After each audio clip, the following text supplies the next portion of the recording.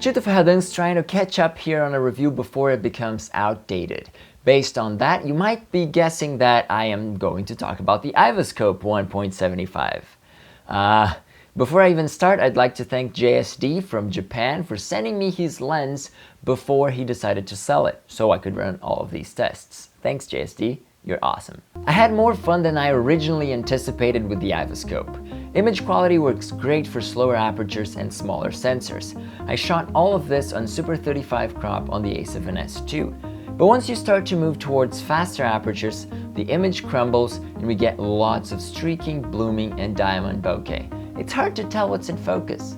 The lens also introduces super intense distortion, particularly noticeable while panning and wider taking lenses closer to vignetting. It's somewhat of the same effect of the Kowa B&H at 58mm. This makes the Aivascope an excellent candidate for processing with the anamorphic mumps corrector in an attempt to even out the frame a little more. In these tests, I was also using the Focuser 8, the single focus duo for the Aivascope. Review coming later.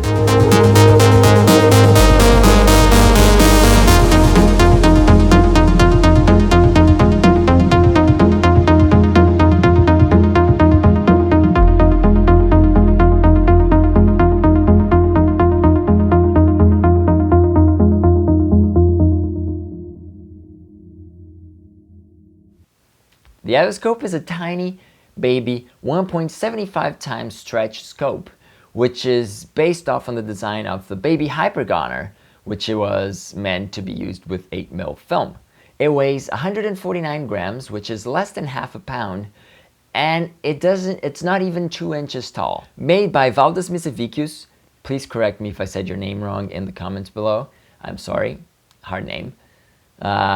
And in Lithuania, and the first generation of the Aivascope was a bit of a wild card. It never achieved lots of love, but at the same time it stayed away from all the hate that some scopes get, like the SLR Magics. The small body makes it a great contender for smaller sensors, such as the GH5, and it makes it possible to have tiny portable rigs. It came with this easy-to-handle clamp that mixes both threads and screws, which gives the Aivascope 52mm rear threads for the taking lens and 52mm front threads for diopters, variable NDs, and whatever you want to put on it. The first Aivascope used to sell on eBay for about $900 when it came out, and these days you can only find it in the used market. Valdas moved on for an improved design on this lens, and it's selling for a much higher price tag. This is also not the lens being covered here.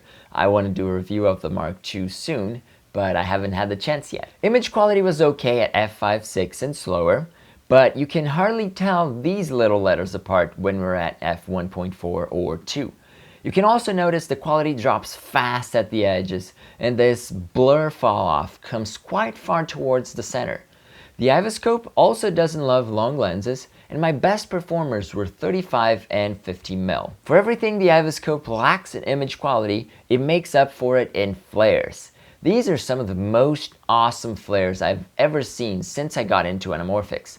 The yellow is super uncommon, and the streaks really blend with the frame. It just works for me. We get a bit of vignetting at 28mm, but it clears at 35mm on Super 35, which equals 15mm on full frame. And that's pretty impressive for a 1.75 times stretch. Still, the edges are warpy. Overall, I was not expecting this much from the tiny Aivascope. I enjoyed shooting with it and not having to fiddle with more focus rings since this is a fixed focus design. It has its own single focus solution, the Focuser 8, which will be covered in an upcoming episode. And I don't think it quite matches the Baby Hypergonar in terms of quality and in terms of following. But it's a great addition to the 1.75 list of scopes out there. What did you think of the Aivascope? Valdas just released the Mark II version of it, and I look forward to trying it, even though I didn't have the chance quite yet. So I wanted to get this review out so we could compare both versions. Let me know if you have any questions about this video or about this project in the comments below. And before you go, remember to subscribe to get updates of future videos and other cool stuff that I do around here. And like this video if it helped you choose the scope you're going to buy or the scope you're not going to buy. My name's Hypergonar, and I'll see you next week.